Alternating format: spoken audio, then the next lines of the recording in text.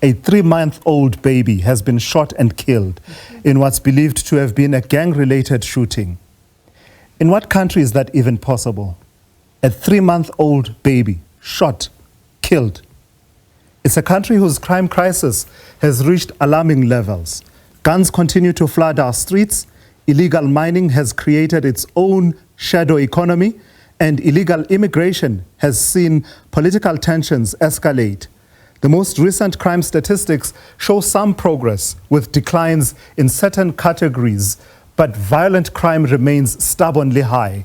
Murder, rape, commercial crimes, all of those are still tearing through communities, leaving many South Africans unconvinced that safety is improving. Behind the numbers lies the story of communities that feel abandoned, law enforcement officers under attack, and organized criminal networks that appear to be more sophisticated by the day. At the same time, police operations like Chanela and new policing strategies are being rolled out, but are they enough to turn the tide? To unpack all of these, I'm joined by a panel of experts as well as community leaders who will introduce themselves as they start contributing. I have Dr. Nimal Gopal, who is a criminologist at the University of KwaZulu-Natal, Chad Thomas, who is a crime analyst, Dr. Bandile Masuku is the chairperson of the Community Safety Portfolio Committee in the province of Gauteng, as well as Mpho Maleme, who is the chief director for Civilian Secretariat for Police Services in the Northwest Province. I think for expedience, Chad, let me start with you because I do understand that you have to leave us quite soon. And I'll start with the question that says, looking at the fourth quarter quarterly crime statistics, all the crime categories that are dependent on communities reporting them showed a decline. Well, not all of them, most of them. So you're seeing green in as far as those are concerned in terms of the color coding by the SAPS. And even those ones that are dependent on police action for detection, also many of them on a downward trend. But is that indicative of a sense of improving safety in communities, of us beginning to break the spine of this crime pandemic that we're facing? A very good afternoon to you, the viewers, and the fellow panelists. No, these statistics most definitely do not indicate a lowering of crime and the fact that we're going to reach a point where perhaps the fight back begins. You must remember that from a crime fighting statistic, worldwide, the United Nations estimates that for there to be equitable and proper policing, you need 1 police officer for every 220 citizens of that particular country. In South Africa, we're sitting at 1 police officer for approximately every 430 citizens in South Africa. We always hear this talk from the ministers and the commissioners that there's more boots on the ground, but they're not talking about the natural attrition of members that are actually leaving. And the more boots on the ground are green. These members don't have detective experience. They're not veteran in respect of understanding the system and how it works and how to navigate what can be a very complex criminal justice system. We see Operation Chanela making hundreds of thousands of arrests, but that doesn't translate into hundreds of thousands of prosecutions because most of those cases don't reach court because they're not investigated correctly. So you've got a revolving door. People are arrested, but they're out the very next day. And this, of course, is exacerbated by the fact that we also are unaware of the true numbers of illegal immigrants in South Africa who are contributing towards this crime. We can't get away from that fact. It isn't a xenophobic statement. It's a statement of fact that we see our prisons are holding a lot of foreign nationals and that those foreign nationals came into South Africa unlawfully. We need to address this issue of crime holistically. And although the crime stats in certain aspects have taken a slight dip, it's exactly that. It's only a slight dip. Yeah. And let me bring you in, Dr. Bandile Masuku. Gauteng is one of those provinces that are quite problematic, the other being the Western Cape, KZN and the Eastern Cape. Quarter after quarter, the police keep flagging that a large percentage of crime that we experience in the country is accounted for by cities in these provinces.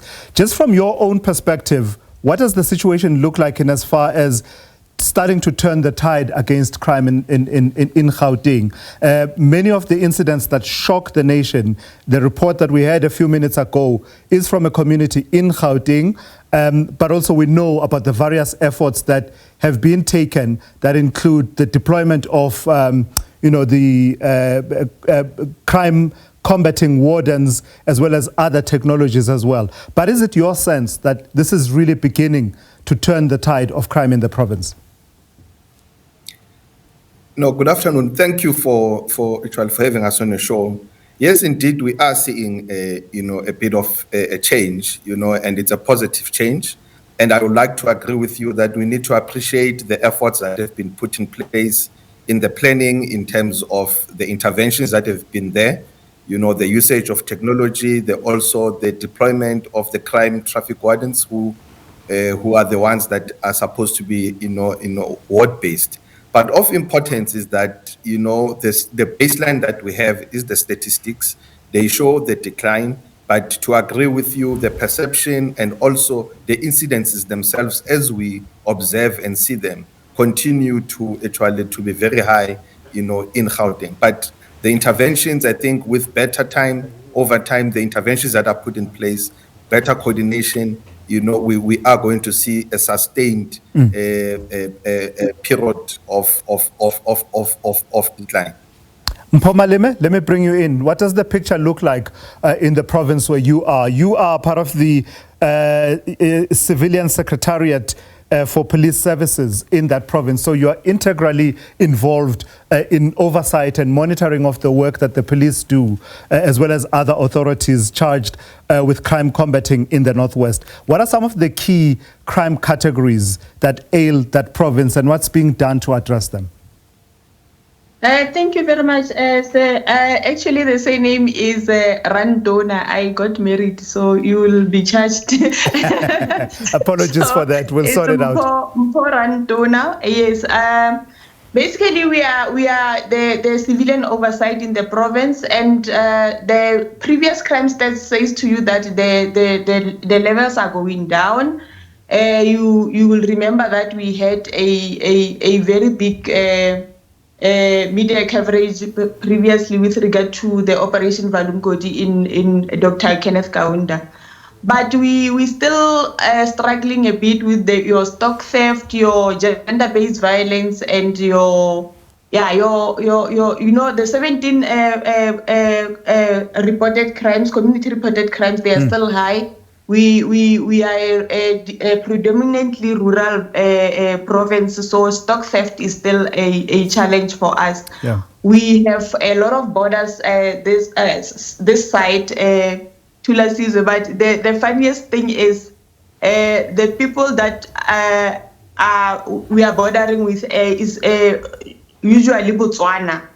But we have a lot of illegal immigrants from the countries that we don't even border, they share the borders with. So that is our problem, or the challenges that we are facing. Yeah. Illegal immigration, your substance abuse, your gender-based violence, stock theft is a problem for us, and then your illegal mining.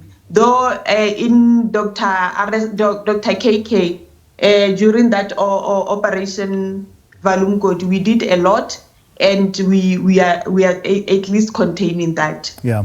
So at some point, I will come back to some of the themes that are emerging. For instance, what Chad talked about around illegal migration, and you were just talking now, Mpho, about illegal mining. And I will try to tie up how all of that ties up together in terms of creating an ecosystem of crime. But before I do that, let me bring in Dr. Nirmal Gopal, criminologist at the University of KwaZulu-Natal.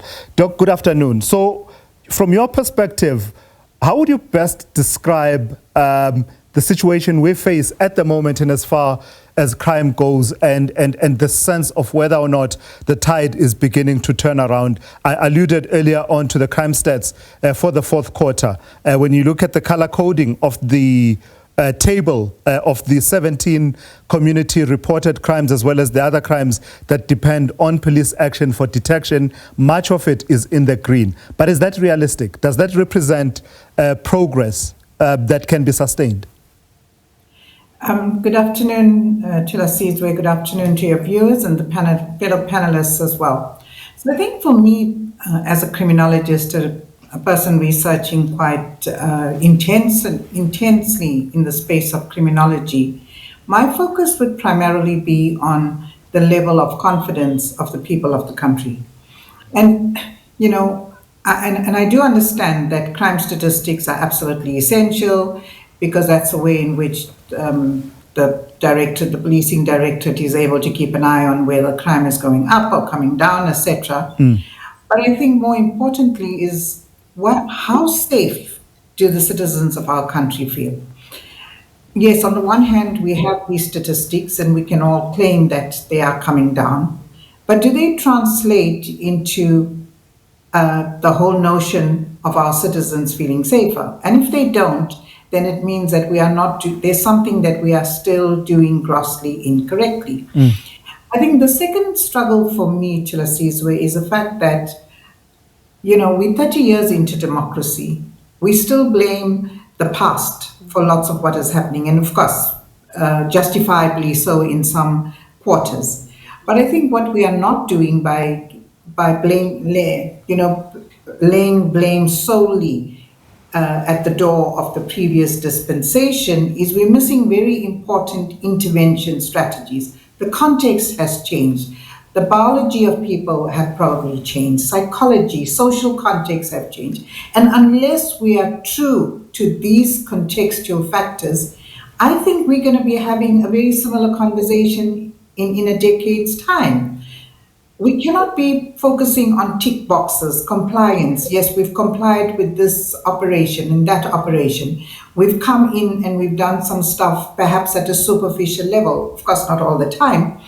But unless we get to the deep-rooted causes, contextual issues, contextual factors that contribute to the crime and the way in the feelings of being unsafe in our country, I think we are absolutely not winning the war against crime. And we've got to be real, we've got to disrupt that space. Yeah. All right. I'll come back to you a bit later on that, Doc. I do need to give Chad one more take at this before we release him, because we do understand he has to go at some point. Chad, Dr. Gopal there is talking about the contextual issues. And before I get, the rest of the panelists and studio guests that I have to weigh in, please weigh in on those contextual issues. What accounts for our high levels of crime in this country, but in particular, the violence that's often associated with those crimes? The fact that South Africa ranks in the top 10 countries in the world for violent crime is a frightening thought, considering where South Africa has been and where it's come over the last 3 decades from an oppressive system into a democracy, which is somewhat of a vibrant democracy. We still have a functioning judiciary. We had an election last year that was contested and is now has a GNU, yet we are faced with some of the highest violent crime in the world. In fact, when you look at the top 10 countries in the world, we sit there with countries like Haiti, where there is zero administration, Afghanistan, which has been at war for decades. And one has to ask ourselves the question, why we have such a violent society? When you look at our unemployment statistics, we start seeing something emerging. We start seeing that we have some of the highest crime stats in the world, especially when it comes to the youth. This leads to a situation where impoverished people feel that they have nothing left to live for. And they are numb to their very existence. Substance abuse increases. The abuse of one's purported loved ones is on the increase. The fact that South Africa has added F to GBV to indicate that there's now femicide associated with gross amounts of violence against women and children is absolutely horrific. And it's a holistic issue that needs to be approached. It's not going to be solved if we put more boots on the ground. It's not going to be solved if we put more prosecutors. Our rehabilitation in prisons need to be looked at. The fact of creating jobs is critical to fight crime in South Africa. And most importantly and lastly, we need to ensure that our borders are open to those that can benefit our land, not those that come to exploit our land. All right, so let's bring it back to studio then. The studio guests that I have coming from a variety of community organizations involved in their own way in activism against crime and other elements associated with it. And feel free, any of you at any point, feel free to jump in depending on what you are hearing. Some of them you will know from the activism that we report on quite a lot. Zandile Dabula, for example, is from Operation Dudula. Let me start, from those opening statements. Let me start with you, Kester. So just introduce yourself, tell us who you are, and just your overall thoughts from what you've heard in the introductory remarks of the panel that we had.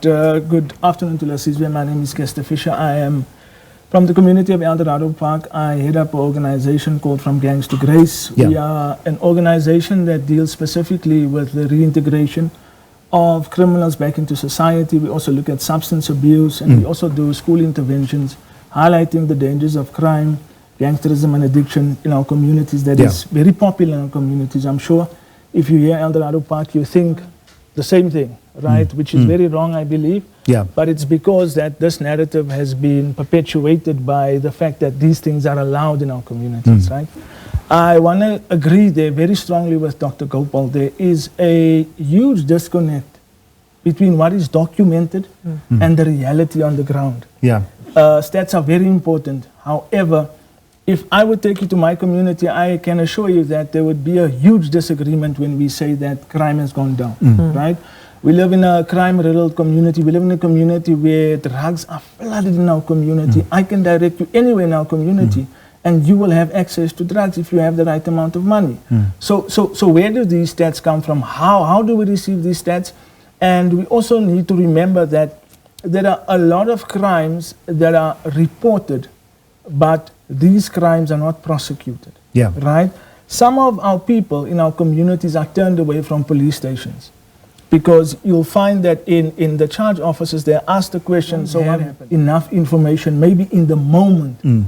They are then turned away and said, you know what, we cannot go on with this charge. That's not recorded. Yes. That doesn't form part of the statistics. So our statistics, they carry no water in terms of what I face as a groundwork on a daily basis.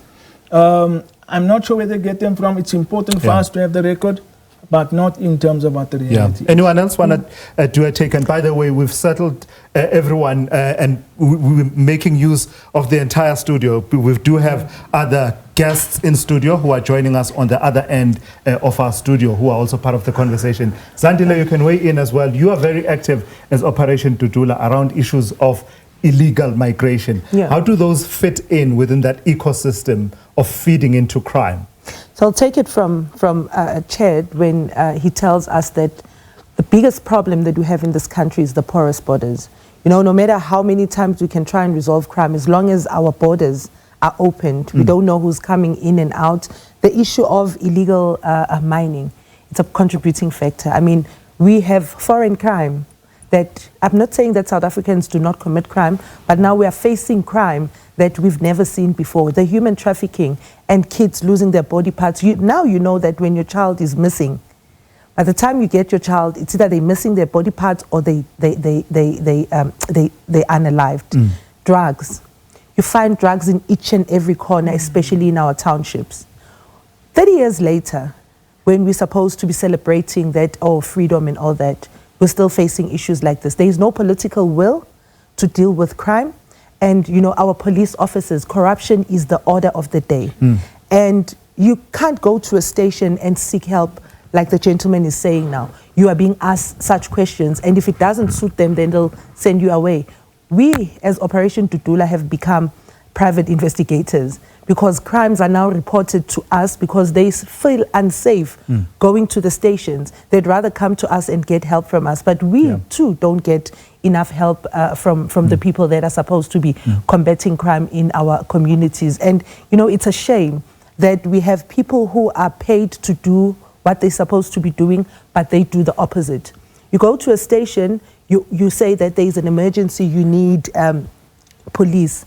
They'll tell you that we don't have any vehicles at the station. But when you walk down the street, you find police vans just roaming around. You know, they're buying things for themselves. They're doing their own personal things. So I feel that the law enforcement is not there in this country. And until then, you know, if you look at our police, when last do they even go to fitness training? How will they fight crime if they are unfit? I mean, if I can give you an example of police officers that you can see that if they had to be running after a criminal, they will not get it right. Does that resonate with someone else? Before I take a caller that's on the line from Limpopo, Daniel, who's joining us. I'll come to you in a moment, Daniel. I just want to get the views. Does that resonate with anyone else? This sense of a loss of confidence in the criminal justice system, which is what I think Zandile is talking to. Absolutely. Please introduce yourself, ma'am. Thank you. My name is Claire Klassen, and I am the founder of a non-profit organization, and I'm also performing the role of a secretary on the City of Johannesburg Regional NGO Forum for Region C specifically. So where I come from is a voice for the voiceless, all right, for the non-profit organization sector, all right. If you look at what the SAPS's mandate is, it is to protect and to serve, right? Unfortunately, this is not the case because you do not have many resources. You do not have policemen who are equipped with fitness and wellness checks, as well as psychosocially. You know, you would have a GBVF victim go into a police station and not feel safe to speak to a police officer who is supposed to support them. If you look at the recent crime that has happened in our country, it's been against children. It's been against the vulnerable. A 4-year-old child smoking drugs. I thought it was artificial intelligence before I saw it is actually reality. An 11-year-old girl raped and the DNA system backlogged for 18 months. The perpetrator is walking around and the family bribing her mother. So we have situations where it's a complex society. You cannot fix it with just employment. It's what they call a polycrisis. So my background is also in corporate social investment. Do you know that there has been 11.8 billion rands worth of corporate social investment in the year 2023, according to the Trialogue report? But when you drive through our communities, Eldorado Park, Westbury, even Soweto, you find youth walking across the road inebriated. So essentially we need real solutions that are supportive, including the non-profit organization sector who do the work of the police force. Educators are now policing schools where drugs are brought in. Children are selling drugs at huge profits. So this affects our communities. All right, I'll come back to the other community representatives in a moment, but I want to take a call from one of our listeners, Daniel in Limpopo, who's watching and wants to weigh in on this conversation. Good afternoon, Daniel. Please go ahead. Good afternoon, man. Good afternoon. Please go ahead. Yes, I see you're talking because we can talk forever. But the problem is one in this country. The problem with this country, the thing which we have to look at, the country, it doesn't rule by the leaders. The country, it rules by the law. If our law is not good for the citizen of South Africa, it's good for the foreigners, we are not going anywhere. Because any leaders who lead the country, they work according to the law of South Africa. And then those laws protect the people, those who have got money, the foreigners. The poor people is the one those who stay in jail because they don't have money. Because even if you make a crime, the police, they can do their job, arrest you, they judge you, they put you in a cell. But the only thing which we here in our country, those people are going to spend maybe 5 years, 10 years after that, they come back to the community. So our law, is, according to myself, my side, we don't have a law in this country. All right. Thank you for that, Daniel. That's Daniel out in Limpopo, and I can see Zandile nodding in agreement. I don't know if anyone else wants to pick up from that point. The sense that the instruments that we have in our hands to fight criminality, the laws that we have in the country, that in a way there could be something there that we need to look at and perhaps fix. Do we have laws that are fit for purpose for the kind of crime situation that we face? Thank you, for having me. My name is David Marebu, community leader in Pimville, former independent candidate of local elections 2021. I'm going to speak on ward-based crime. We have a really big situation. I mean, crime, we've got a vast category of crime, especially on ward-based level. You look at school policing is very poor within our communities. You look at the community of Pimville is faced with cable mining, which is the greatest problem that you're finding, because if there's no electricity in our communities, then crime becomes vast. And then on top of that, you've got property theft. So we need a proper law enforcement to actually be focused on what level, because we have an influx of informal settlements within our communities, and that influx of informal settlements is housing illegal foreigners. We cannot shy away from that. Yes, we might say that it's probably social contracts that says that illegal foreigners are the ones that are actually taking our country down. But the fact of the matter is, it is true. Because all of these informal settlements are housing illegal foreigners. In our communities, we never knew about the cable mapping where it is. But right now, our communities are faced with that. School policing, we've got illicit counterfeit goods within our communities. Where do that come from? It's majority that comes from illegal foreigners within our communities. So what we need to do as a country is that we need to make sure that we hold our law enforcement accountable. Because if ward-based policing is not taken seriously, then our country is going to fall apart.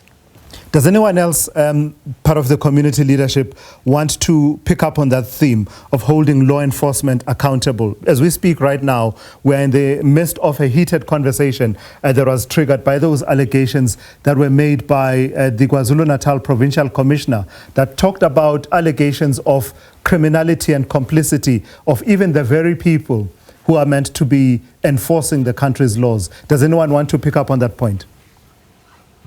Yeah. So, do you want to speak to it? No. All right. So, in preparation for today's discussion, I did a lot of research on the ground, and I spoke to parents, community leaders, faith-based organizations, a variety of people. And, you know, the feedback that I receive is quite concerning. The police force, who are supposed to protect the citizens of our country, are open to bribes. There is no trust on the ground. If I say the visibility is supposed to be there, but then when you report the person, or say come and search our neighborhood or school, the perpetrators are set free the next day. Okay? There needs to be open, transparent, not only conversations, but accountability and action. The NPO sector is something that I always go back to. It is the cement of a community. All right? I believe that the bridge that we have that's so vast between SAPS, the community, with underlying, sorry to say it, but racism. I've heard in a strategic conversation, oh, it's colored, let them kill one another. So we are way past that now. I mean, you're shaking your head from Operation Dudula. Yeah. It is something we are past. And I always say the best thing that came from the rainbow, came from the 1994 elections, you know, is that we know one another's culture. We really, really need to step up and hold one another accountable and make sure we have the right conversations with no racial undertones, with no self-interest, you know. People are captured, if you know what I mean. We need to move past that and get accountable. Yes, thank you so much. I see another community leader. Yeah, please go ahead, sir. My name is Trinity Msibi. I'm from an organization called Trinity Unleashed. Now, I'm not going to speak much on what we do, but if you check on the name Trinity Msibi on YouTube, and then you'll find all the other things that we do as an organization. It is an NPC, it's not an NPO. So I'm also a former bandit, not only a former bandit, but went and and got into prison and then convicted and sentenced, and then I stayed 12 years in there. Now, my take on this discussion would be that, you know, with the police are incapacitated. The reason is they are outnumbered, you know, in terms of, you know, how they should be, you know, in number and dealing with the population that we have. I mean, we are about, or should we say, we are estimated at 62 million, you know, a crowd of 62 million with a police force of just under 500,000. That is like policing that, you know, is meant for failure, you know. It cannot be repudiated that, you know, we have crime. And also, another thing that we cannot repudiate is that we cannot obliterate the crime entirely. The reason being, you know, when it comes to implementing security measures, we need a whole lot of people involved. You know, one would be private security, but now the legislation of how private security should operate and should use weaponry or firearms.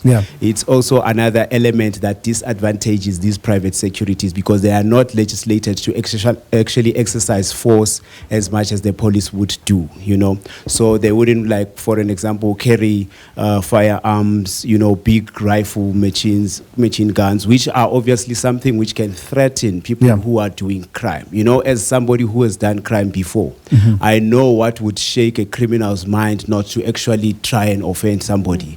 You spoke of visibility. Visibility is at the helm of everything that can help us curb crime, but also community. What is referred to as neighborhood watch. Now, if you have neighborhood watch, people reporting on people, and these people, the reason why they are not reporting, they're not feeling safe. Now, if you're not feeling safe, and then you're going to a police officer that is also not feeling safe, policing against a crowd that is too huge for them to can manage, you know. So it is really difficult for the police and them to do all these other things. And then obviously the justice system going forth in the courts and everything that goes on in there. I've been in the presence of that with experience. So I know what happens at the court. You could smuggle a case and actually go out. You could pay a judge, you could pay a magistrate, you could pay a prosecutor, you could pay anyone actually to evade the law, you know. Scary. So it's really a sketch that we need to go into head on. Tackling it, we need to unite, as you had well articulated. Thank you. Pastor Desmond from Westbury, I'll come to you in a moment. I want to take a call from Rita in the Western Cape, though, before I hear from Pastor Desmond. Rita, good afternoon. Please go ahead. Hi, good afternoon, Puli. I tell you why I'm phoning. I have a question with regard to this constant climbing on the bandwagon and accusing foreign nationals of the high rate of crime. We have a government that, from the top downwards, is involved in enormous amounts of corruption and crime. Yes. Then filters down. We have a government that supports our despotic neighbors who've run their countries to the ground. No one is actually asking or dealing with the question of why do we have immigrants coming to this country? Not all of them are criminals. Yes. A lot are leaving those countries to come here and survive, to support their families. And I really believe that it is time people stopped going for the easy consequences of foreign nationals coming here as opposed to the cause of it. All right. There's no doubt we have open borders and we do have a huge amount of sort of mafia criminals entering. But I would say, generally speaking, most are coming here to survive, and our government are responsible for propping up those regimes. I hear you, Rita. Thank you for that. Much. That's Rita out in the Western Cape. Pastor Desmond, I don't know if you want to come in at this point and just give us your perspective on some of the issues that have been raised thus far. So, as said, Pastor Desmond Sheikh, or just Desmond from Together Action Group, I was now sitting and listening and saying that I, over the last more than under 20 years, have been in many organizations from the police forums to wherever, and it was always good just to listen in to what's happening. Yeah. So some of the issues that are being discussed has been discussed already and will be probably in a more aggressive way in future. Mm-hmm. So that makes one worried, and it makes one, whether it's the police or the government or the community or whatever, it has been said, and sometimes with a little bit of nice English attached to it, but we can't wish it away or talk it away. So I've got one, I think with me, what I observe and what I understand is this: change. And sometimes, so if you go up the ladder of leadership, I think, one, we should have learned from other countries where certain things didn't work before we implemented it, concerning, for example, the issue of drugs. Yeah. Two is that if a leader cannot give leadership to change, you're about to stagnate and have the same sort of narrative or conversations over and over again. If you notice, I said Desmond, because sometimes, even as a pastor, whatever has happened in the community or in the country, you also get labeled like that. Mm-hmm. Because you're a pastor, you can't get rid of that unless you're really a pastor. Can I put it that way? So the second thing is this, that the problem also, we've got to also look inside. Sometimes, let's say, for example, my strong point is addiction in the schools that I work with. And you always got to think forward. The problem is this, that a person cannot spend 6 to 8 weeks, for example, in a rehab and still come out commit the same crime and worse. Then there's problem with the system. You've got to look at the system. And for me, I think from Together Action Group point, where we want a crime-free society, and part of it is this, I believe that it's in the leadership. Mm-hmm. Whoever heads that. Now we must understand, sometimes it's just to tick the blocks off, or have somebody's name on a register. Sure. And it is actually appalling that the waste of money and people's time, that people are not, we talk about the law, what about justice? Yeah. You talk about the statistics, and this is coming on, from the time, I think 2006, when I entered the world, if I can call it that, of NPOs and NGOs and wearing different hats, and have learned the problem is that leaders that are in charge, whether it's the law or whether it's politics or whether it is even in churches, if you cannot give direction to the change, that means you succumb to it or you have to submit to it. All right. Let's pause there for a moment, Pastor Desmond. In a moment, I want to take you to Corbin August, who'll be reporting for us from one affected community. But before I do that, I don't want to miss this point. Let me take it back to Dr. Bandile Masuku.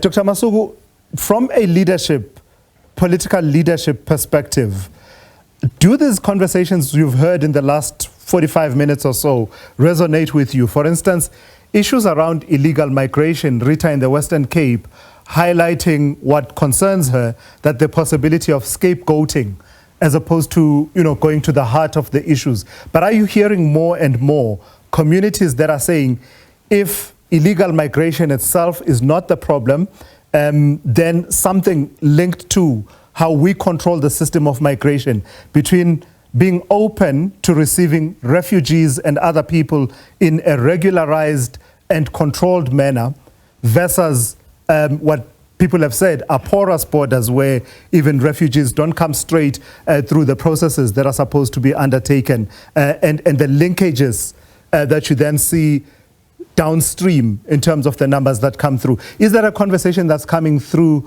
a lot in the work that you do? And how do we strike that balance such that we don't resort to, I don't know, an instinct that is perhaps arguably xenophobic and seeks to scapegoat, but we address the issues that communities are raising?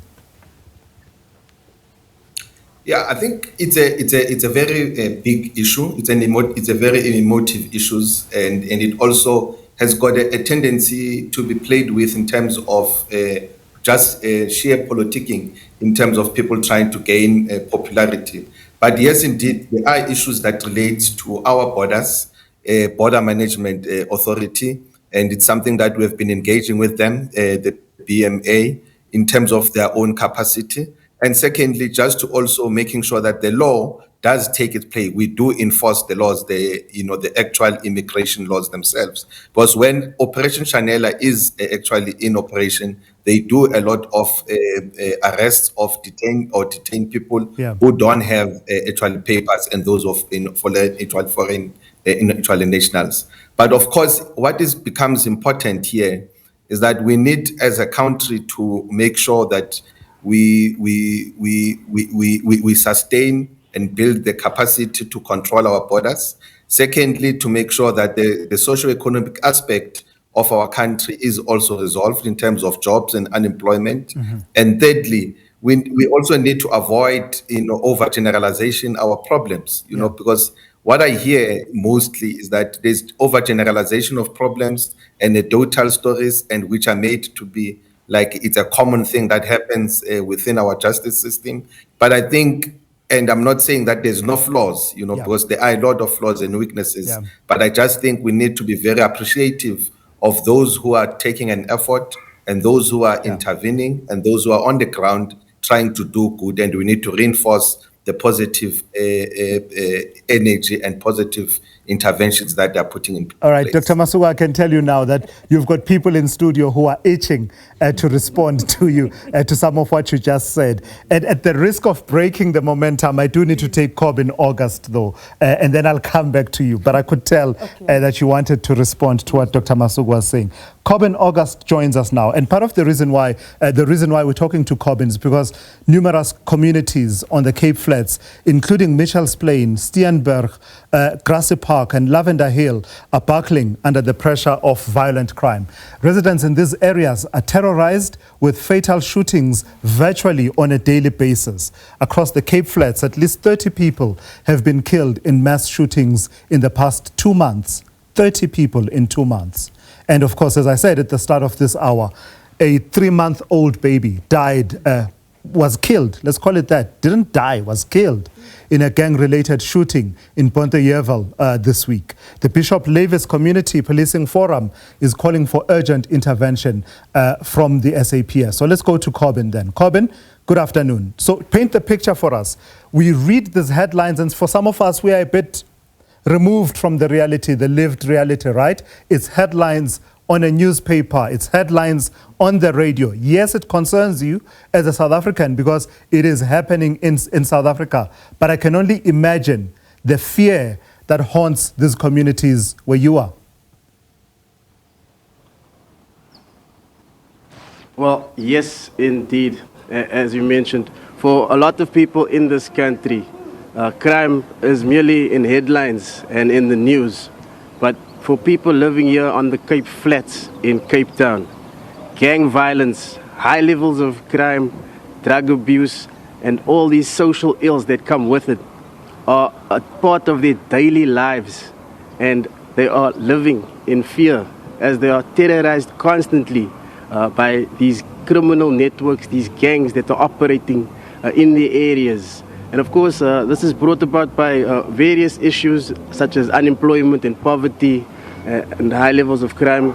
But at the end of the day, it leads to this high levels of violence, murders, killing, brazen attacks, even during daylight, with some areas just trying to do what they can to keep safe. Today, we're here at the Pontejevel police station, where even for us, working in the news, we need to find a place where we can be safe when we come out to these areas to do the work that we want to do so that we can tell these people stories. And we are here at the Pontejevel police station because, of course, this is the area where the little baby was killed this week. Of course, according to police reports, men entered a home here in the Pontejevel area, and one of the men just opened fire in this house, shooting randomly, and in that incident this poor baby was shot and later succumbed to the injuries and died. So this is but the latest and maybe the shocking incident over the past 48 hours, maybe this week. But these incidents, these shootings, this brazen killing and this violence and lawlessness is just terrorizing communities across the Cape Flats.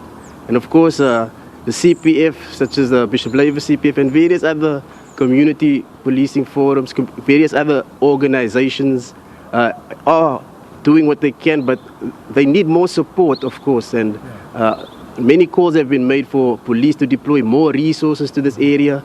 Perhaps government can start looking at deploying the army to some of these areas just to stabilize those neighborhoods and to bring order and to perhaps bring down the level of violence that we've seen across the Cape Flats.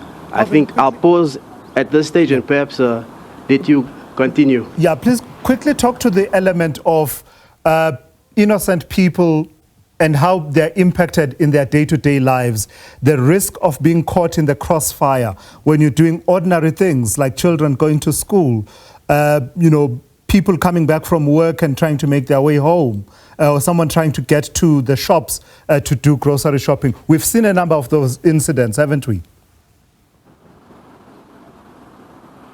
Yes, indeed.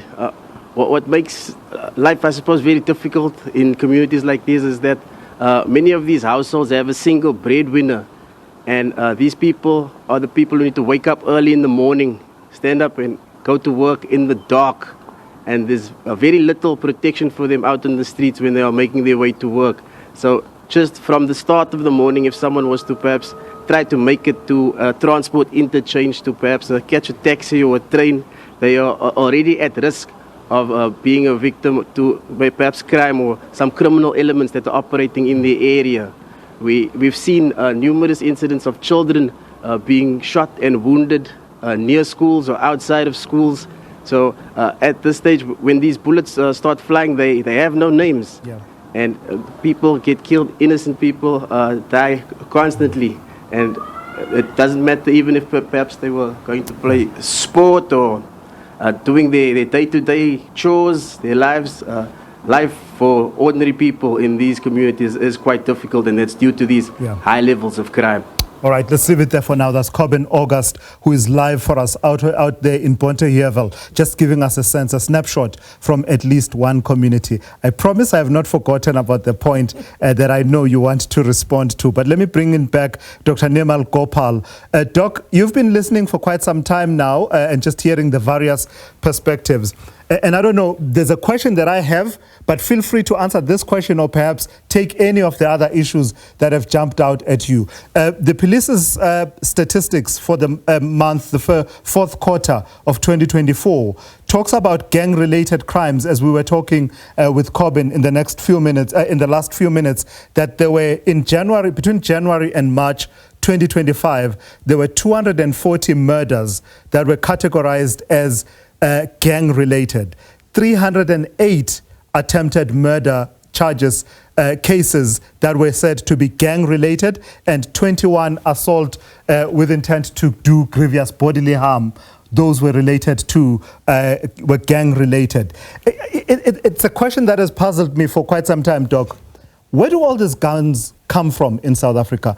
Just yesterday, there were 225 that were recovered, and there's implications for the private security industry. But I imagine that's just one aspect of it. Where do all these guns come from in this country?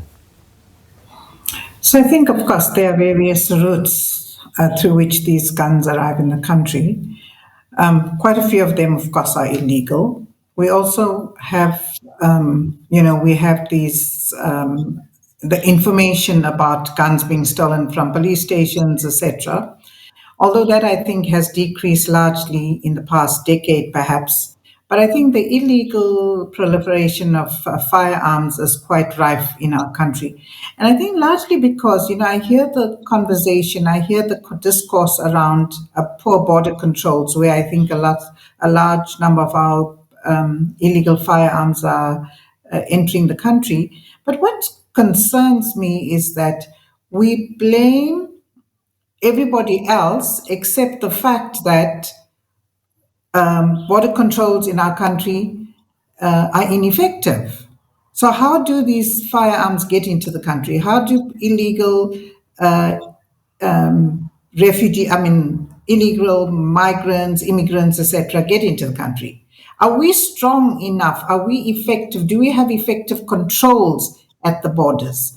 And I think it's just so important that we stop blaming everything and everyone else, but rather take responsibility for what we are not doing efficiently and effectively. And I think unless we start to take responsibility and accountability, these issues that filter into the bigger crime chaos that we have, and I'd like to call it chaos that we have in South Africa, is not going to, it's not going to simmer. We're going to continue to have this. So I think it's just so important for our, the government, for communities, for universities, the police, etc., to start taking responsibility. Yeah, so these are big issues for me. And unless we start having those honest conversations, I don't think we're going to get anywhere closer to normalizing the country that we live in. All right, let me bring it back to studio then. I could tell between the two of you, Kester and Zandile, that you are getting quite animated, let's call it that, while Dr. Bandile Masuku was talking to the point about sometimes generalizing, including on anecdotal experiences, and then those become generalized, and you say, the police are corrupt, and they collaborate with the criminals, and other issues, including on issues of migration. Thules, the problem is we have leaders who have lost touch with reality. They're no longer with us on the ground. They don't face these challenges. They're living in homes with high security. They're being escorted with 10 cars. They will not feel the pain. Yes. That's the same reason you'll hear people talking about how people want to be popular when they raise issues that are affecting a normal citizen. Now, this is a second politician that I hear talking about us wanting to be popularist when we raise genuine concerns. The issue of immigration, Rita is saying that we should stop using it as a scapegoat. The fact of the matter is that when you cross a border and you are undocumented, you are already a criminal. If you now start smuggling goods and whatever, you're doing crime. Or you could be a refugee. You could be a refugee, but when you do it which purposely, doesn't make you a criminal. When you're a refugee, it doesn't make you a criminal. But also, let us also take into consideration the people that claims to be refugees, the people that claims to be asylum seekers. Now, the law says when you seek asylum, you need to go to the neighboring country. They jump all other 9 countries and they jump to South Africa. Are those, genuine asylum seekers? Because they're just here to do business, and we understand that they need to do, they need to have a living. But let's look at those things. I mean, our systems are suffocating. That's the unfortunate part. We don't have the budget to accommodate the whole globe. We only have limited resources to cater for our own citizens. Now, crime is escalating because there is no will. I'm going to just make one example about the ticking of the boxes. This Operation Chanel. Yes. We sat in net joints about 3 years ago. We went to go and present a model that is supposed to look like Operation Chanel. Now, because they don't own the idea, they are doing it wrong. It's not sustainable. If I can say that they should give us stats of, how many criminals have they caught, yes, they'll give us stats, but the following day, all of those people are out. So it's like pouring water into a bucket hole where we can't even show that this is how far we've come with this Operation Kester, your take, the sense of us taking responsibility versus scapegoating. When we grapple with crime, do we grapple enough with the fact that the majority of people who commit crimes are still South African? There's a large number who are foreign nationals, mostly undocumented illegal migrants, yes, but the larger number are still South Africans. Do we grapple enough with that? Do we grapple enough with the suggestion from Dr. Gopal that when we talk illegal migration, our energies sometimes are directed at the foreign nationals as opposed to what's allowing this to happen? The people who are supposed to be doing their work. I think for me, let me start by saying when Coben, the reporter, spoke, he said that the sad reality is that many people only see crime as a headline on the news, right? And I want to agree that some of our leaders, they are living that reality. When they hear about the crime, they only see it as a headline. Again, I'm saying we are on the ground. We understand what's happening, right? So when the doctor says that people are generalizing and people are looking for popularity, I wonder how far removed the doctor is from the communities where we are living with foreigners in our community, right? Illegal foreigners who fluently speak Afrikaans. When even our native African people can't speak Afrikaans, that says to you how long they've been here, right? When they are the ones whom we know in our communities are running businesses illegally, they're not paying tax. They are the ones in our country that are crossing borders, going home, taking our money that they make here, taking it back to wherever they come from, and they come back with free access. So we cannot say that the borders are doing what they are supposed to do. The problems we face in terms of crime, they are multifaceted.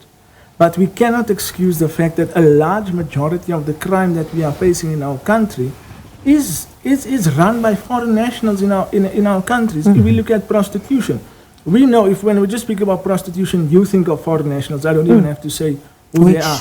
Your mindset is there, right? When we think of armed robberies, right? You exactly know. And this is not generalizing. We love these realities. So again, our leadership is so far from where we are, right? And I must say that I quite take offense to the generalizing comment and the popularity comment.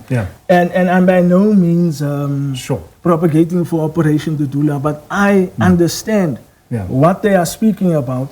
And I agree with them when they say you cannot say that we are generalizing. You cannot say that we are looking for. All right, let's get Dr. Bandile Masuku to respond. Mpora Rantona, I will come back to you in a moment. I know that we've kept you out of the conversation for quite some time. I'll come to you in a moment. But let me get Dr. Bandile Masuku to respond. Dr. Masuku, were you seeking to minimize what these communities are raising around illegal migration and the linkages that they observe from lived reality in a number of cases of crime, and just clarify whether you were understood correctly when you were talking about this issue is emotive and therefore is quite easy for people to use for political expediency and popularity.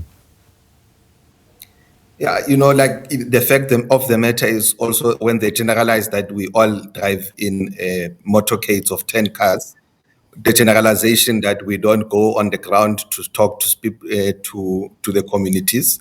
But the fact of the matter is that we still need to deal with properly addressing the issue of illegal immigrants, and also make sure that we're able to enforce our borders.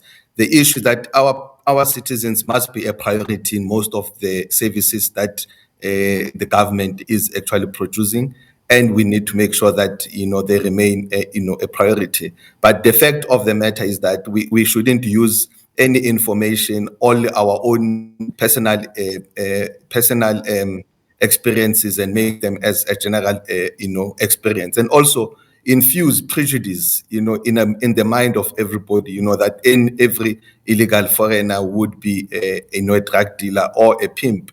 Those are some of the things that must be actually cautioned and approached, with caution, because they are a bit actually dangerous. They somehow flare up a bit of hatred. The issues are true, they are real, but we need to find a better way to express them in a way that doesn't really flare up hatred, doesn't flare up any fear, in many of our communities. But we do understand, we do speak to our communities, and we do have a whole lot of engagements, beyond being, MPLs. The generalization that because you are MPs, we don't speak to the communities is pretty much false, and it shouldn't be, just to continue without being challenged. Right. Because we do get a whole lot of information on the ground. We're on the ground when, in El Dorado, we're on the ground in Westbury, we're on the ground in Fochville, we're on the ground everywhere where the communities are raising issues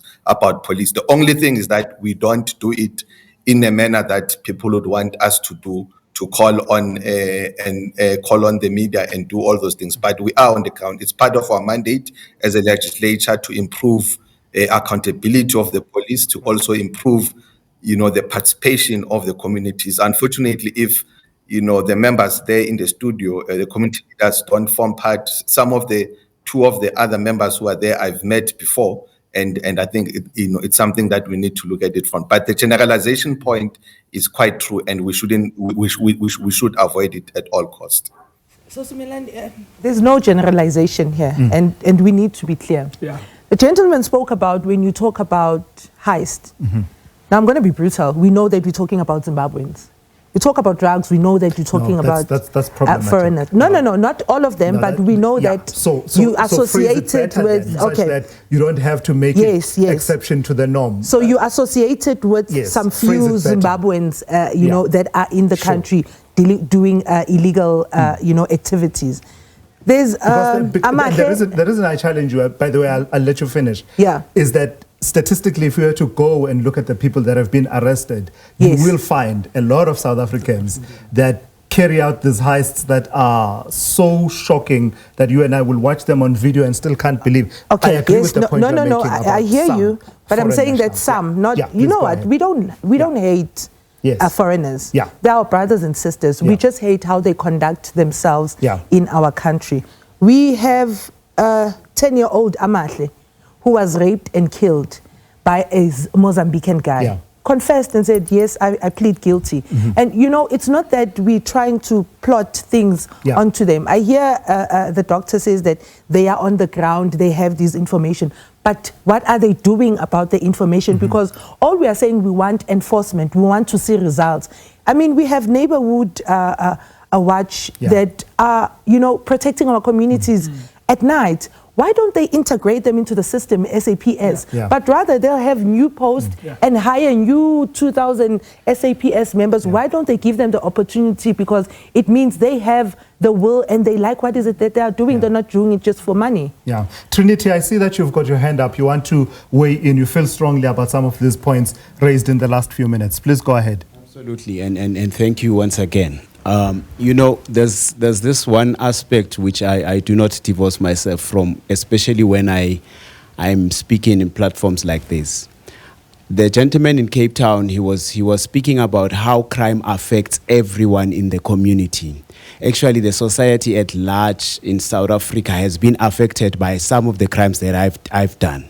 So for that, I apologize, and on behalf of people who have been victims of crime. Now, the sentiment that I want to share is that the doctor disputing the foreign national involvement, it's really callow, if I may put it that way. Because here's the thing, of all the cash in transit that I've done and which I'm not proud of, I've been with in every activity of a cash in transit heist, a house robbery, a business robbery.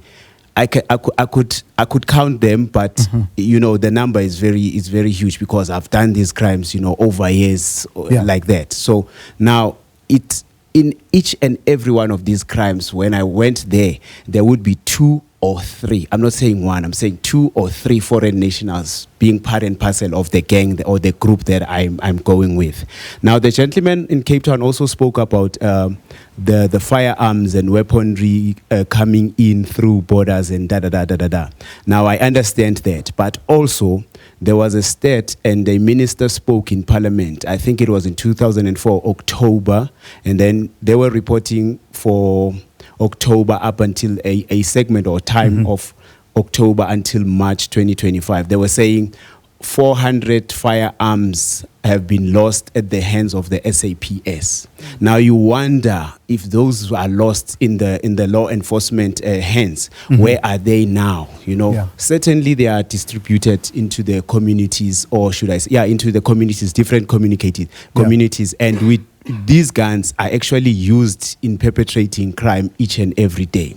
So you want to speak about being on the ground. You actually have to be involved and understand. We are living there on a daily life. We understand what is actually going on there. So, in every field, whether it's in government or on the ground in our societies or communities, there are esoteric aspects that one from the other end wouldn't know. But the people involved in these esoteric things, they understand what is actually going on in depth. So the brother sitting to the sister next to the brother from Eldorado Park, has articulated in the matter of stats. You know, stats are just a fable. I just want to be blunt like that.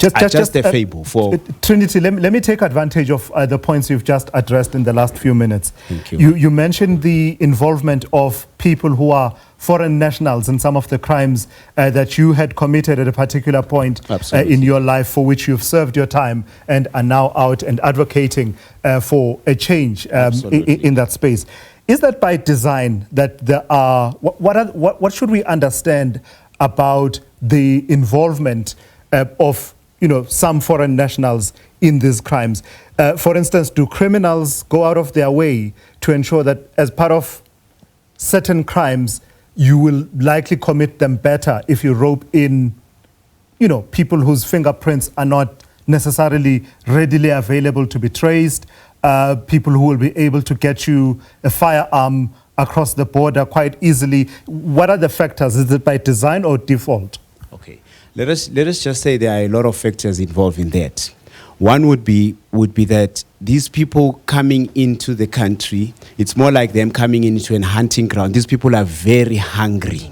You know, when you are hungry in that way that they are, because, you are in a foreign country coming to hunt, whether it is for a job or anything that might, help you make a living from where you're coming from. These people are hungry. The desire that they have to actually make it in this country is one drive. The other aspect is that many of them in their foreign countries, they're coming from a military background, and they are also trained people, and they're also equipped and actually determined you can do anything. There are many elements involved, but we know that in the criminal world, we seek manpower. We want strong, we want people who are powerful and people who are determined to actually dare their life and say, I'll do it whether death or I live, but I'll commit this crime. So those people, they bring in that element in a very strong, manner, because with South Africans, in terms of heist, I will speak for heist because I did this, and I really regret the day when I decided to do crime. But I'll speak for these heists. Even in days when your chaukes were a phenomenon and called kingpins and everything like that, there were always foreign nationals involved, and they brought in armory, they brought in experience like military, force and everything of that sort. So it's a whole lot of things that play, into that. Yeah. I appreciate that. Let me take a call from Sibani out in KZN. Good afternoon, and please go ahead for me. Good afternoon. How are you? Very well. How are you? Please go ahead.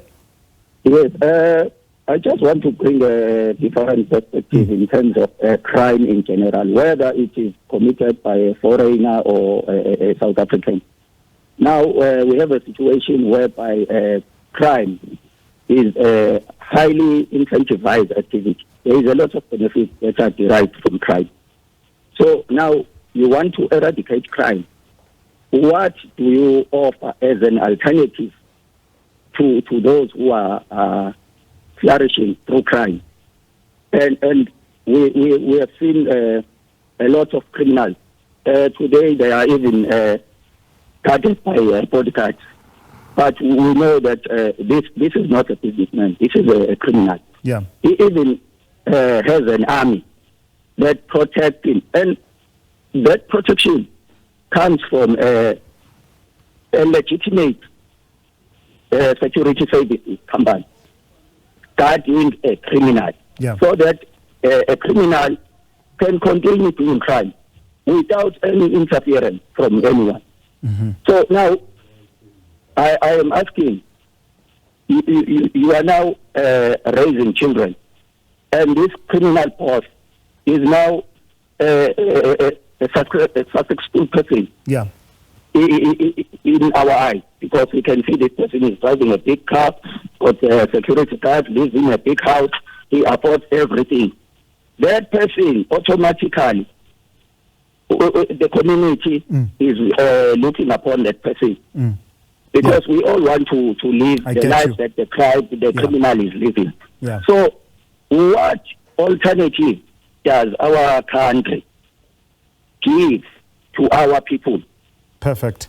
To encourage them that if you don't do crime, you can still live a life, a good life. You can support your family because most of the people, they do not just decide to become a criminal. Thank you, they become criminals because of the situations they are faced with. I'll get Dr. Nimal Gopal. Thank you for that, Sibani. I get the point you are making, addressing the underlying socio-economics of it. And I'll turn to Dr. Gopal shortly to address those issues, because it always comes to the fore in the analysis of our abnormal crime situation. But I want to put a question to Mpho Rantona that has to do with the resourcing of police. But before I do that, the SAPS National Commissioner, General Fanny Masemola, highlighting the challenges of limited resources in combating crime across the country.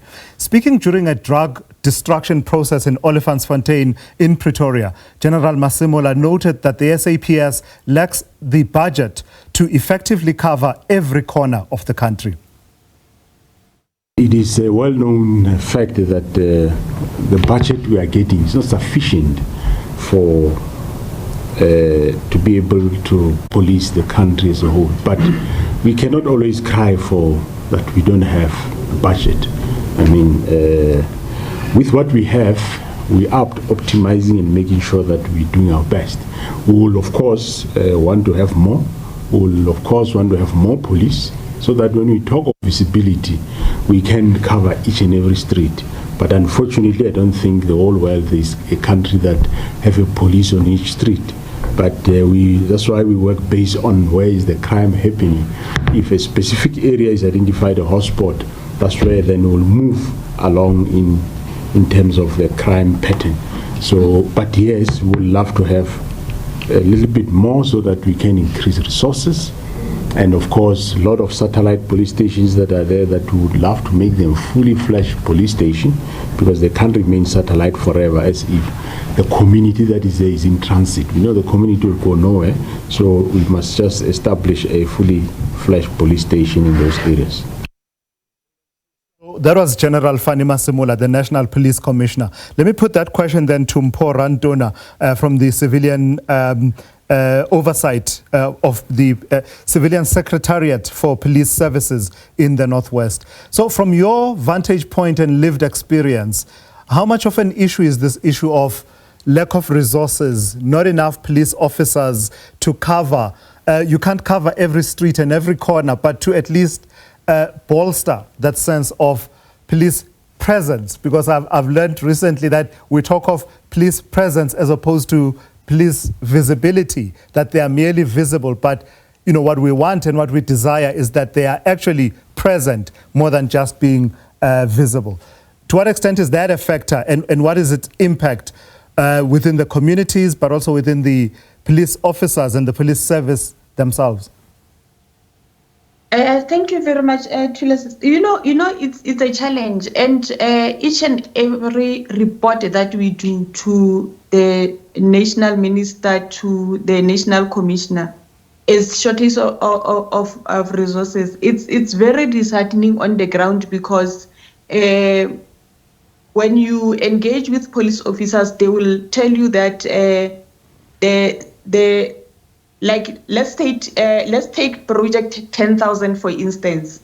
Northwest previously got only 400 and something out of the 10,000 police officers. This is the project where we were going to recruit 10,000 police officers, right? After a lull, after a period where we had not been recruiting police officers nationally. Yes.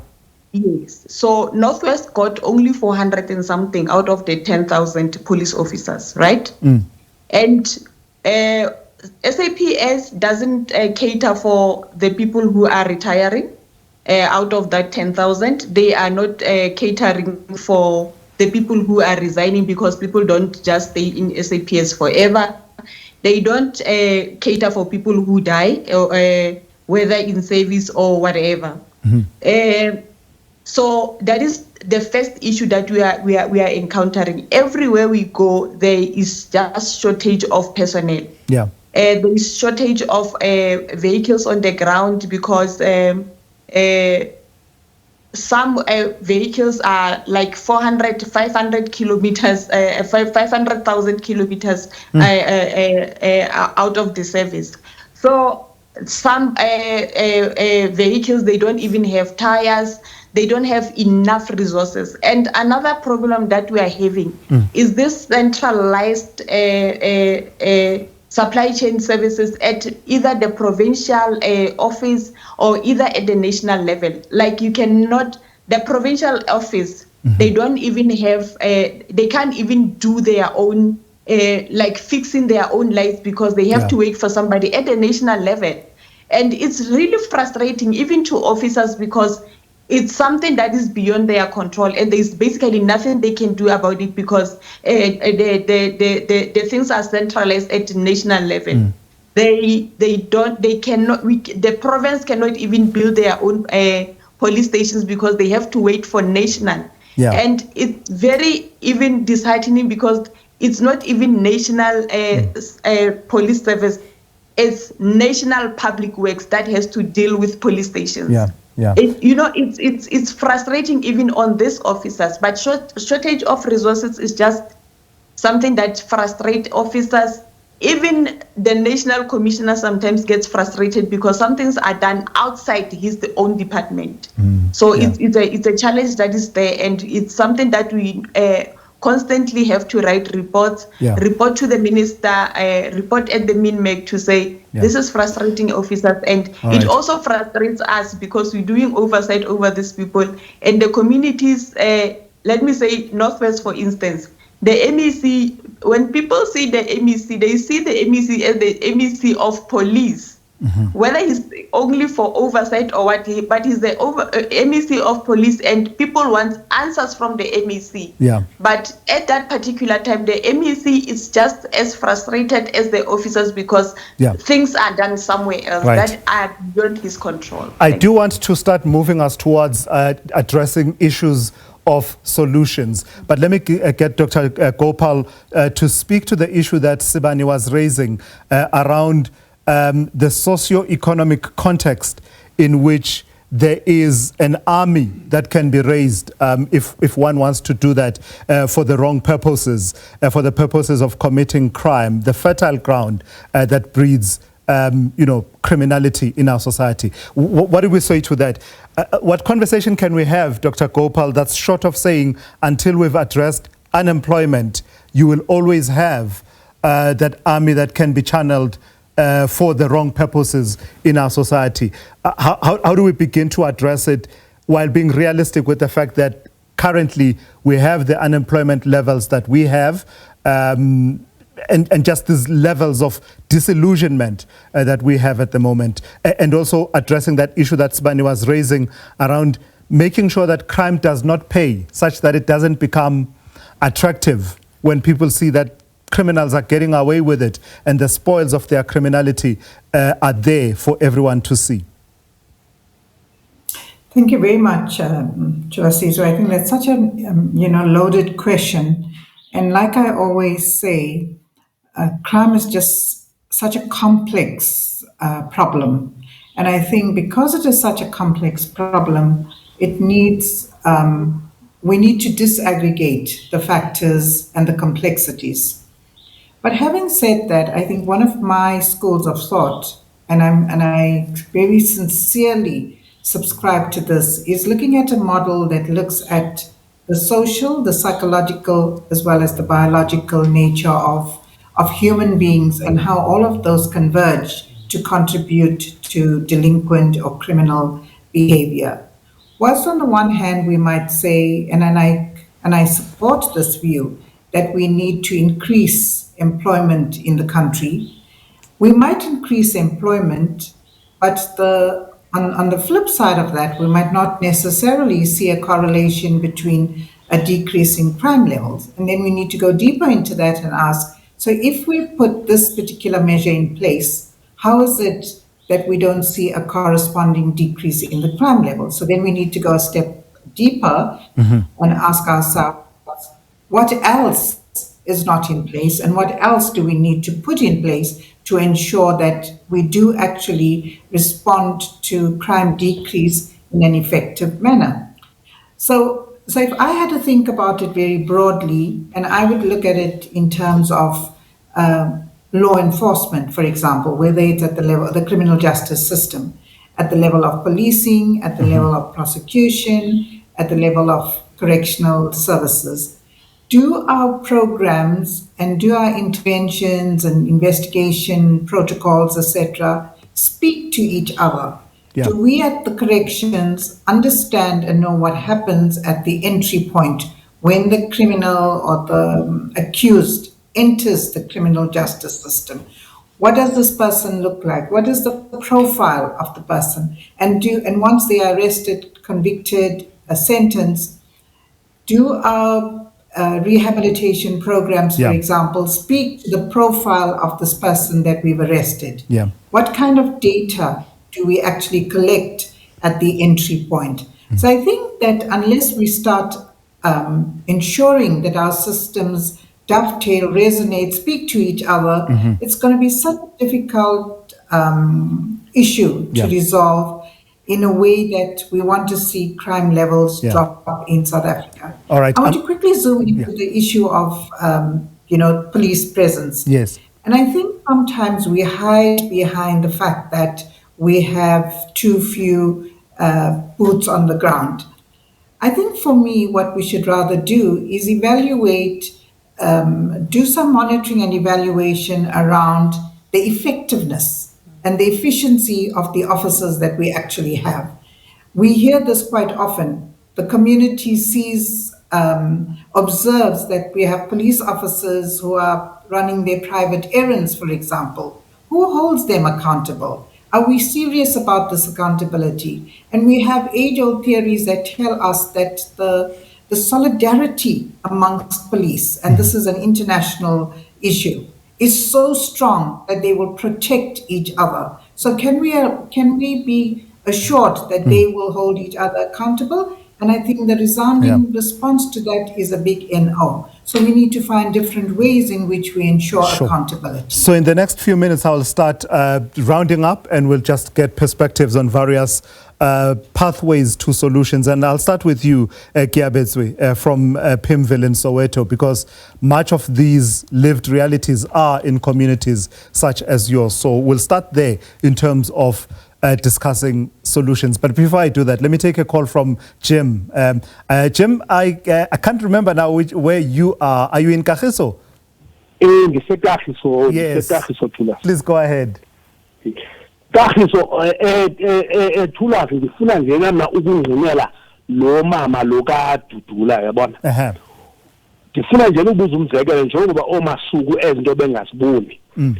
Ungaya uyoma ku N4 ongena eMozambique uye kuongena eBotswana uye kuongena eSwazini zonke ezindlela abo bantu abagoduka balayisha iTV ibhedi yonke into akhonto bangayilayishanga ababuzwa next kodwa wena walapha eSouth Africa ngeke uze nawo nepint from kulama country uzongena nayo apha ngeke lonto bayibona kanjani kuba into apha khonto singathathelwa yona iyahamba iyakulamazwe lonto abayiboni bona abantu baphetheyo nathi mina nje into endifuna ukuyingqina abantu bathethe inyani amaphandle ayasigqiba.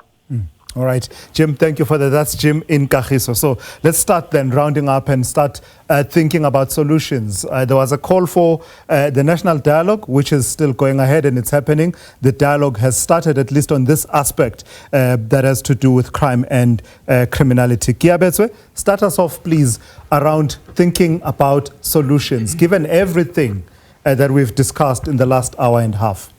I think we should first start by creating a self-sufficient economy, because that's one of our biggest problems. I agree with what the lady had said in terms of us creating a community that is self-sufficient, and we need to create a solid base in our communities so that in terms of we look at aspects of how do we then incorporate communities to work hand in hand with police? How do we incorporate young people to be part of a well-functioning society in terms of them getting jobs? But I think that one of the biggest things that we need to do in terms of solutions, I think we need to start looking at young people being the ones that are going to be combating crime. I feel like our education system is not incorporating young people to be part of, the justice system. Let's start by recruiting young people in schools. I feel like we should have military schooling is very important. We should have that as a subject. And also military schooling. Yes, military schooling. Because, what would that do? Because we look at right now, are you aware that we have high gang-related crimes within schools? So it starts with the discipline. I grew up in a society whereby I always used to find sports as a getaway in terms of running away from crime and not being attracted to crime or drugs. So if we have a well-functioning military program within our schools, I feel like we could combat crime. And what also President Tabula said when she spoke about when we're looking at incorporating policing in our communities, we need to start by looking at the local people who are always watching what's happening in our communities day and night, because policing forums are not being taken seriously in our communities, and those are the people that have intel. So as much as we're looking for 10,000 recruitment, let's start with the ordinary citizens in our community, because they're the ones that know a lot about what's happening in our communities. As I mentioned, we spoke about illicit goods. Those are Pakistanis running that. We're speaking about cable mining. Those are Sotho nationals that are running that. We are speaking about car theft. It's been run by Mozambicans, and it's been run by... So again, Kiabeto, I do need to caution around generalizations, right? Because in all of those crimes, yes, sir, and it's a fact you can easily prove, there are many South Africans that are involved in those crimes. No, fact of the matter is, Joe, you're right. But we cannot run away from that matter, because we have to come back to it. But if we make sure as a society that we hold our law enforcement accountable. When we speak about resources, we've got poor resources in law enforcement in terms of response. You saw at Maponya Mall what happened during the week. There was low response response in terms of responding to the crime. I myself, I'm a victim of being shot at in terms of with a high caliber rifle in our community. So I feel like what Warren Masabula is saying when he speaks about lack of resources in the policing sector, I feel like we are running away from the truth of the matter is that we do have money in our country, but it's not being directed in the right place. The priorities, we don't have our priorities straight. In other that's words. yes, that's right. Words, yeah. All right, someone else wants to pick it up from there. Claire, do you want to pick it up just addressing towards solutions?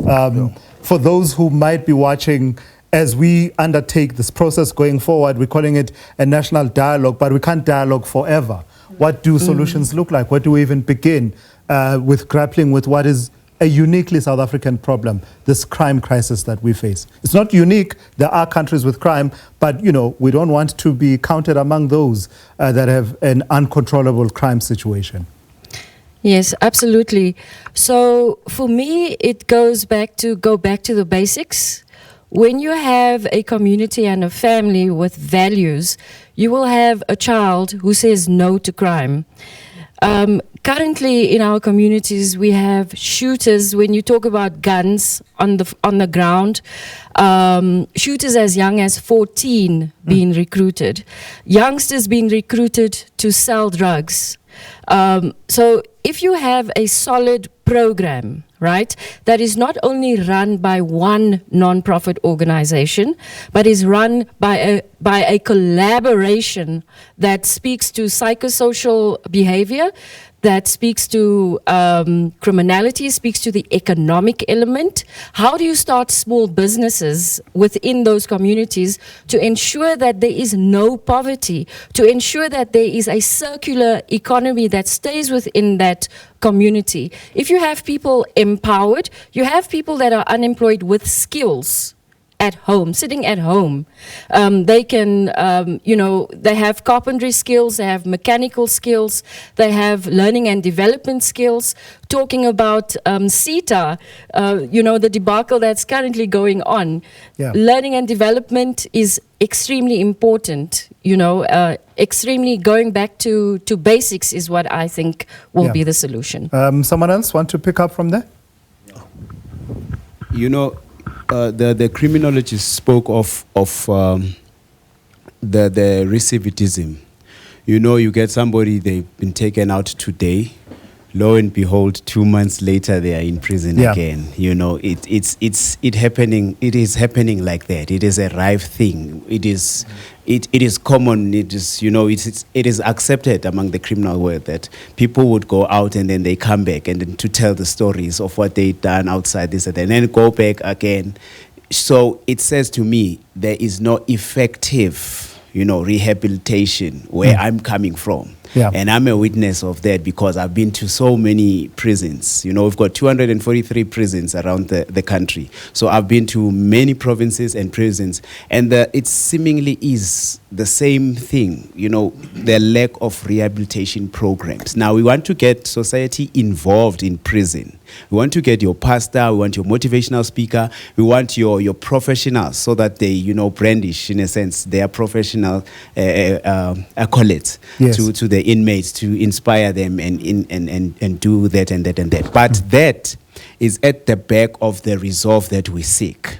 Now, you speak to family values, you know, what's that, morals and all of that. This is the issue, because that's where it starts. You know, the household builds the society. Now, if here the training up wasn't conducive, obviously whatever you are releasing to go out there in the world will adapt to anything that, you know, the winds, every wind that blows it to whatever direction. So also we need to address the issue of talking intensely to children. Let me tell you why.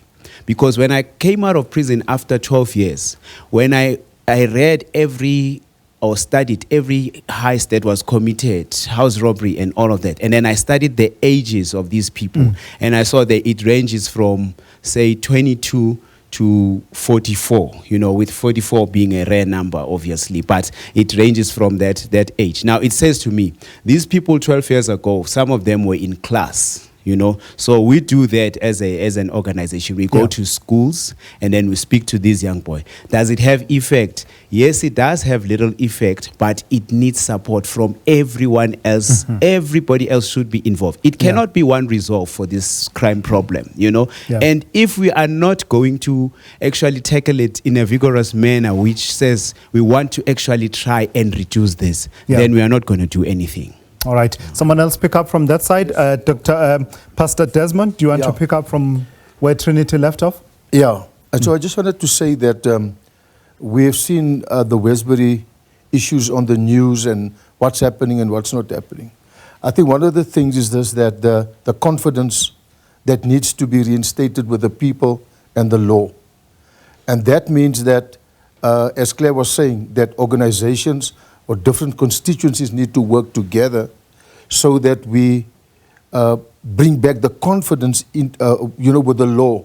Because when you saw the last, there was a video clip that was done in Stateless Street. I mean, that was really, it was embarrassing actually to see that. But anyway, the point is that we need to bring back the confidence of the people into the system of the law. And that is what needs to do. And then the panel also, I agree with that. Well, for one, first, we can't complain about what we've allowed. So as community members or activists or whatever, you know, I believe that, and as I was saying just before, the first time when I spoke, is that we must be intentional with the people we work with. And we must be very, not direct, but look at other options that is out there to help, like with me, with the young people. I want to say this with what I heard with what the guys were saying. You need to take this thing back to the home. For those, the upcoming and uprising of young people. You need to, the parents need to also be held accountable. You know, you can push it to the law and to the justice system and to the welfare and the social. You need to take it back to the home. The home is the primary factor of what happens. But then I also need to speak in terms of the home. It's not that mom and dad don't want to do it. Maybe they were never told how to do it. And henceforth, the children are just left to their own devices, and things happen what happen. And there's a thing in, if I may, if I may, I want to say this. If you read your Bible in the book of Romans, there's a word retribution. And that is when God gives you over to do what ought not to be done. And then it says to agree with those that do it. So this ripple effect of what we're talking about, that's why I said, if a leader, and even what the commissioner was saying about the money and the budget, but who is going to take responsibility for that? Who is the person to talk to say, you see the people are suffering. People are talking about budget for the last, I don't know. So something needs to be done so that those that are on the ground, they can do something. And so I believe that, and from a spiritual perspective, and praying that God will change that narrative, that God has given the people over to do what ought not to be done, and for those to agree with it when it is being done wrong. All right. Let me get the closing words from the last community leader on the to my immediate left as well. Yes, you so yes. Okay. So my parting words would be that the pastor is right. You know, the spiritual aspect of things shouldn't be ignored.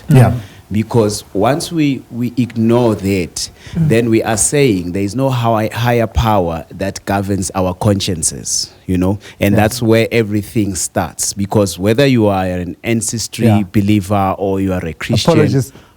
Trinity, I'm sorry. Yeah, I know I'm given much time. It's been a long 2 hours. I got my wires crossed. The dialogue has been on for 2 hours, so I was seeing double. I was seeing you twice. I was seeing Trinity and seeing someone else. Let me bring it back to the table. Yes, Zandile, please go ahead. Who needs to be doing what in this moment, which feels like it's a tipping point for us as a country? This is it, really. This is where we have to make our choices and define ourselves. What kind of a country are we going to be? A country of rule of law and rules and law, or a country of lawlessness? Yeah, we need to really fix our country because currently it's lawless. You know, I would agree with the gentleman saying, talking about being spiritual. I think we're in a spiritual warfare here. You look at the things happening in our country, they, you know, unusual. Look at the violence in schools.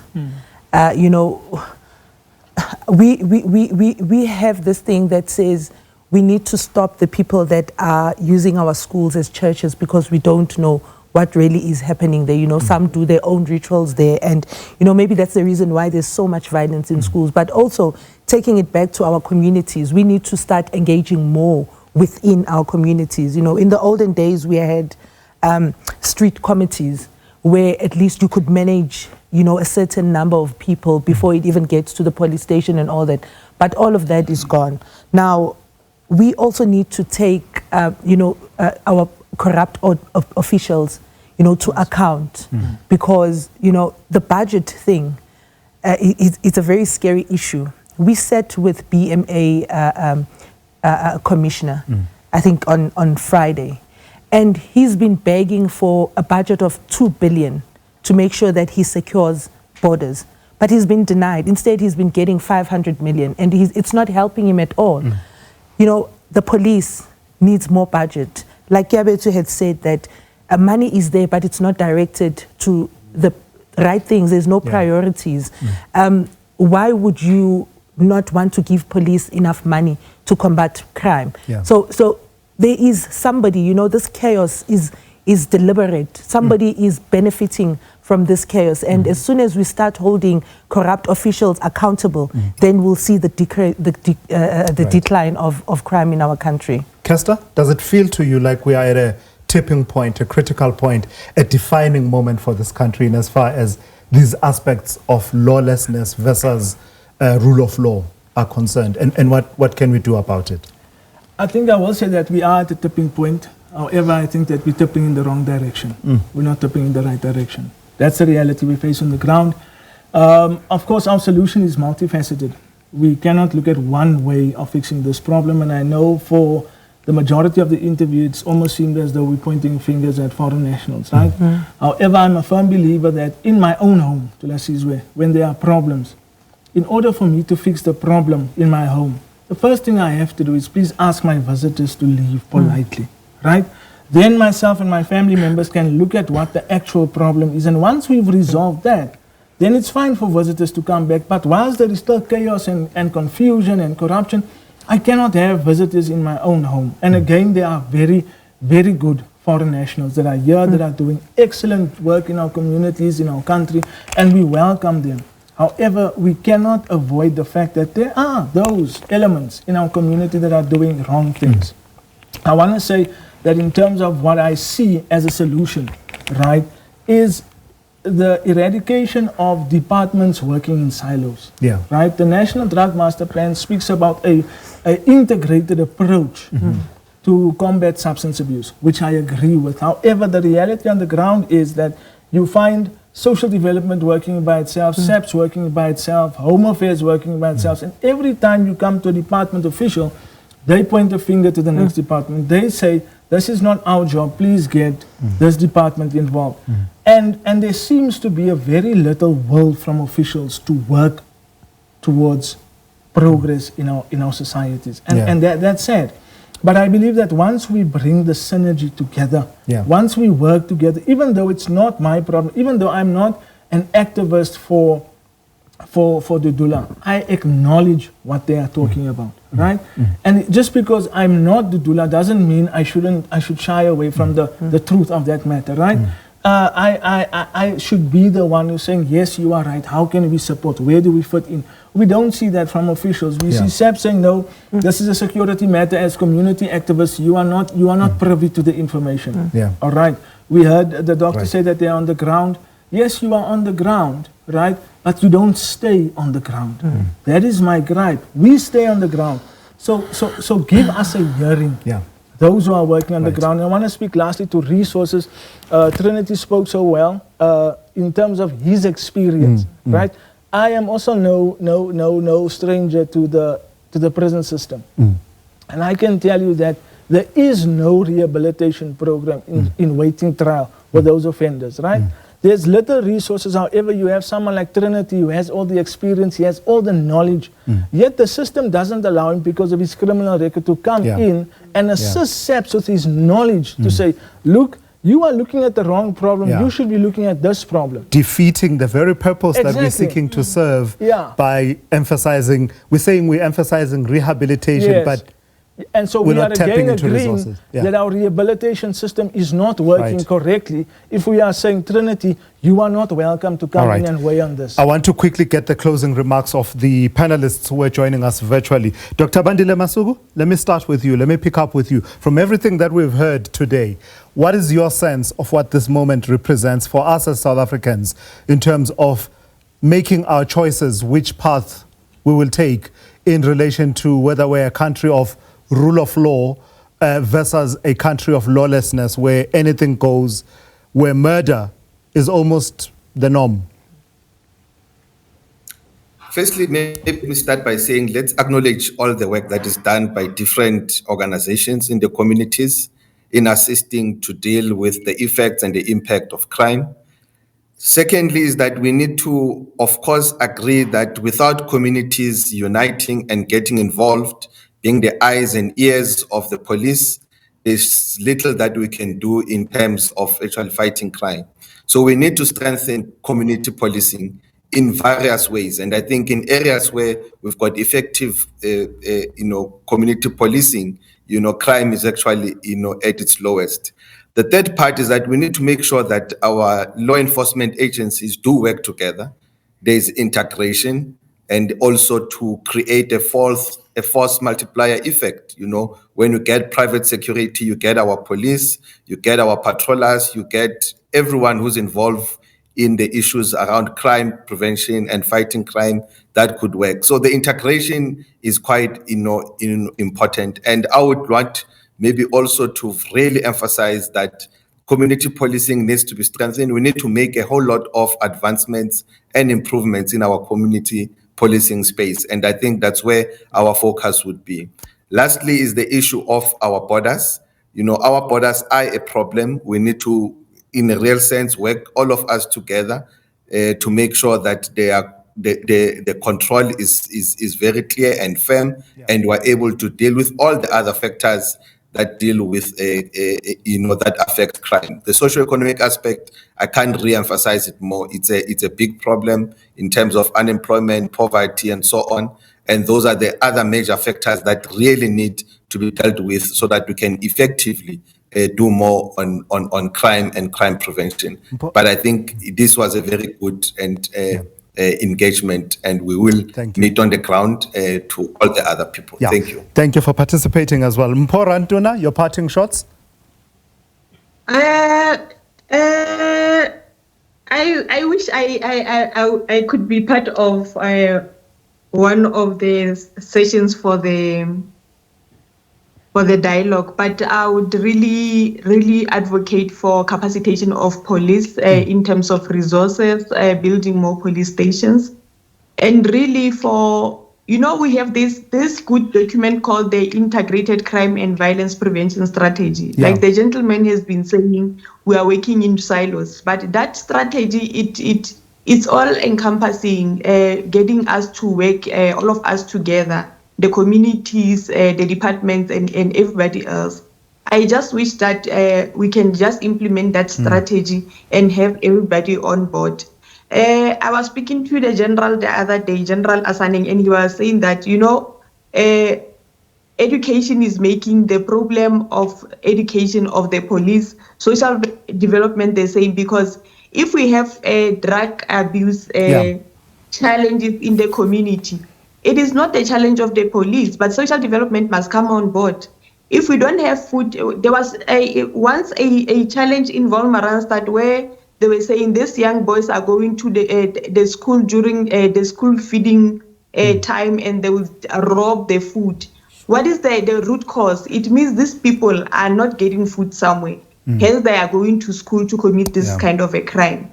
Trinity earlier on spoke of you get the police arresting a person and then the prosecutor taking that person out. We need to start focusing on, and the communities to understand that even though the police are arresting, but there's National Prosecuting Authority, there's justice that also needs to do their part. So this strategy, it will assist all of us to come together and really try to tap this thing, all of us at the same time. Yeah. And I also wish I could talk to the issue of the borders, because like I said when we opened, we are having a challenge where Northwest does not share borders with Mozambique or Lesotho, but the majority of the illegal immigrants, you saw with the Klerksdorp issue, it was Basotho, it was Mozambicans, even Malawians. But we don't even have a border that says Malawi in the Northwest. So I just wish that we can really work on those. Thank you very much. Yeah. Nimala, let me try and squeeze you and ask you to make your closing remarks as brief as you possibly can, please. Thank you very much, Lasizwe. So, one of the things that I am worried about is the fact that we are propagating this discourse about the role of foreign nationals, and I think for me that's an issue. So we need to downplay the fact that they are responsible for a whole lot of crime, etc. But just in terms of solutions, I think, we really need to look to smart policing. We have the capacity, we have the resources in the country, and I think that would go a long way. It will also help us with the resource issues. So let's move into smart policing, and of course the triple institutions, the home, the school, and religious institutions. How do we come together to ensure that the moral fiber and value systems are reintegrated and very well enforced at the level of a child? Thank you. I'm going to stop there. Yeah, I've got to thank all of you, all of my guests, for indulging us this afternoon. This is what dialogue, South African style, looks like, grappling with the issues that face us in as far as crime and lawlessness in this country is concerned. And guess who was not part of the conversation? Anyone within the organogram of the police. It's not for a lack of trying on our part. It really isn't. We sent invitations to literally everyone that could have been availed, some junior official, middle management official somewhere. They were simply not available. So there you have it. But the dialogue has happened. Thank you for engaging this afternoon.